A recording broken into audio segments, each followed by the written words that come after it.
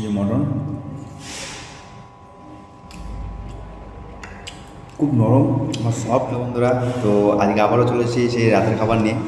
তো দেখতে পাচ্ছ আজকে বেশি কোনো কিছু আনিনি আইটেম, তো একটাই আইটেম নিয়েছি মটন কারি আর আছে পরোটা। তো চলো শুরু করা যাক আজকে রাতের খাবারটা।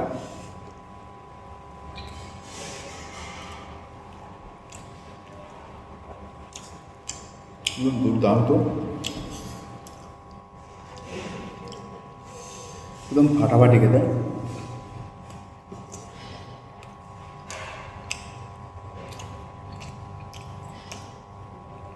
যে মটন খুব নরম আর সফট, ঠিক আছে, মুখের মধ্যে দিলে একদম গলে যায়।